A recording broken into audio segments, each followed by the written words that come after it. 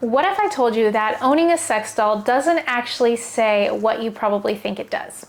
And that the wildest part about my first sex doll client wasn't the sex doll itself. Stick around because the research on this is going to surprise you.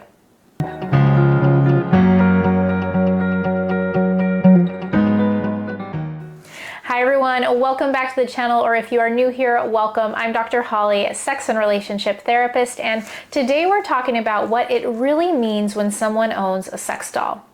Now, forget the stereotypes because the science tells a very different story, and by the end of this video, you'll know what research actually says about sex doll owners, why people buy them, and what it reveals about intimacy and desire.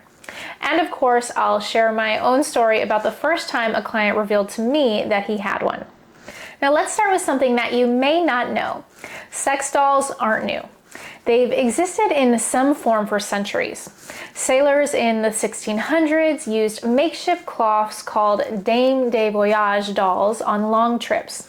And in Japan, dolls have been a part of cultural practices for thousands of years. But today's sex dolls, now these aren't inflatable party gags like we've seen before. These ones are silicone, anatomically correct, and can cost anywhere from a few $1,000s to over 20 grand. So who's actually buying them?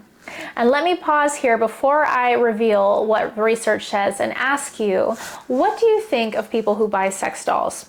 Feel free to pause this video and comment below what is your assumption about sex doll owners. Now, you might assume it's just a lonely, creepy guys. That's the stereotype.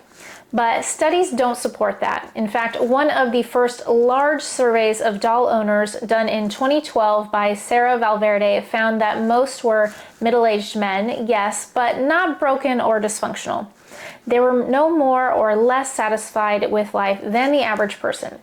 Some bought dolls after divorce or loss, others used them for companionship or even photography.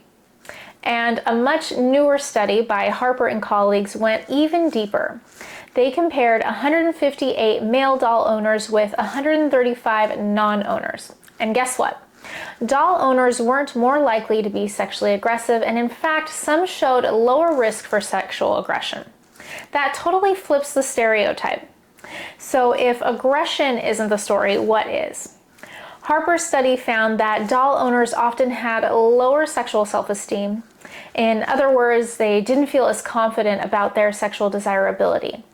They also tended to believe that women were unknowable or hard to connect with, suggesting that intimacy struggles were a big factor in why folks purchased these dolls. And here's the kicker. They also scored higher in emotional stability compared to non-owners. Okay, so here's where it gets complicated.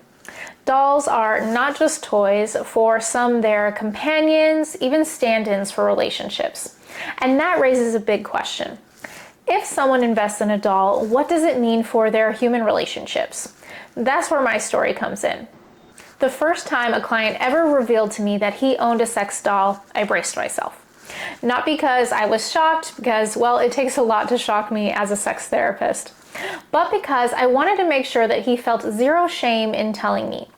He described the purchase in detail, the look, the feel, the experience, and the cost.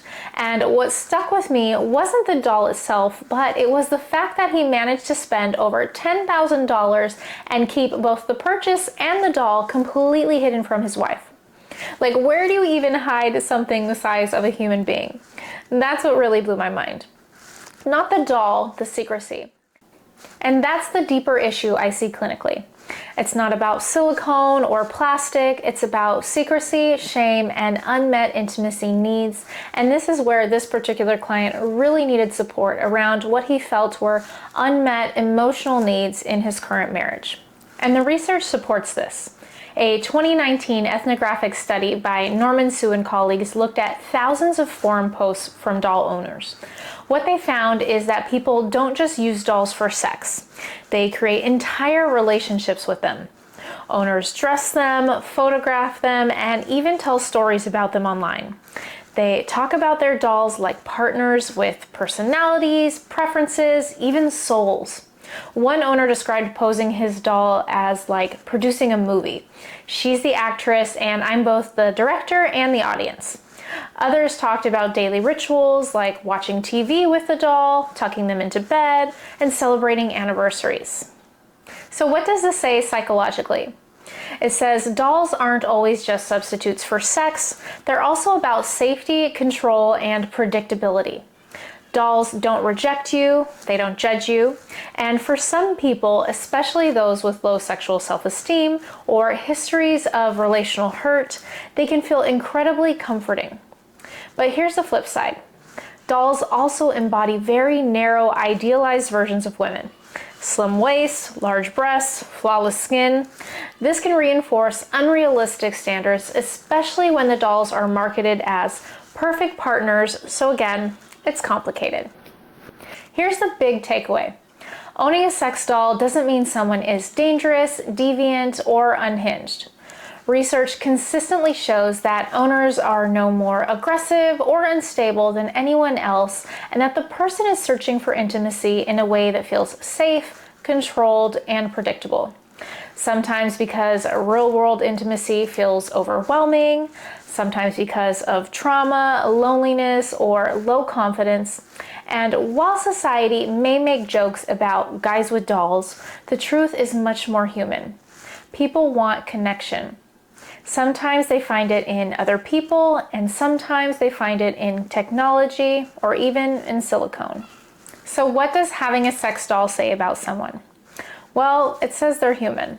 It says they have needs for sex, for comfort, for control, or for companionship that they're meeting in a particular way. It says less about pathology and more about creativity, vulnerability, and sometimes secrecy.